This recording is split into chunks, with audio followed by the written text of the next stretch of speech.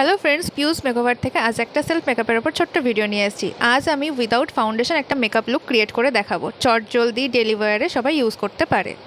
তো ফার্স্টে ক্লিনজিং, দেন টোনিং, দেন ময়শ্চারাইজার।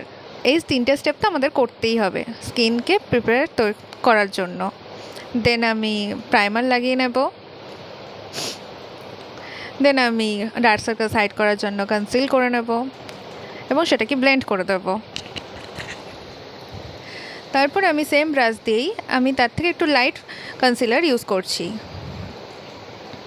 সেটাকে ভালোভাবে ব্লেন্ড করে নিলাম। তারপরে বেকিং করে নেব। লরা মার্শিয়া পাউডার দিয়ে বেকিংটা করব আমি। ফুল ফেসে ভালোভাবে বেকিংটা করে নেব আমি। তারপর কম্প্যাক্ট দিয়ে সেট করব। কম্প্যাক্ট পাউডার দিয়ে আমি পুরো ফেসটাকে সেট করে নেব। পাউডার কন্ট্রোল করে নেব।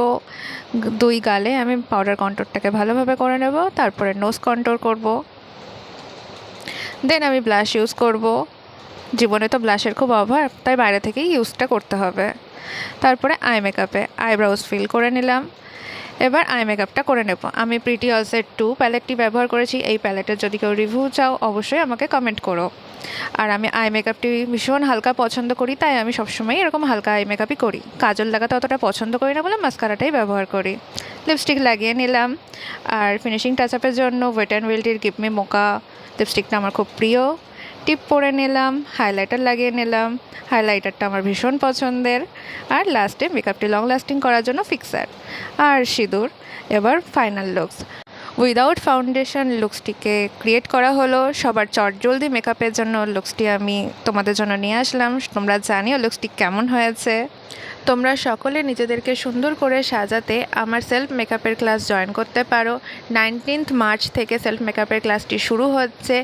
ক্লাসটি জয়েন করার জন্য অবশ্যই আমার সাথে যোগাযোগ করো।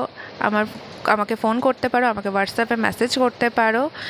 এবং তোমরা আরও নতুনত্ব ভিডিও দেখার জন্য আমাকে কমেন্ট করো, লাইক করো এবং আমার ইউটিউব চ্যানেলকে সাবস্ক্রাইব করে দিও।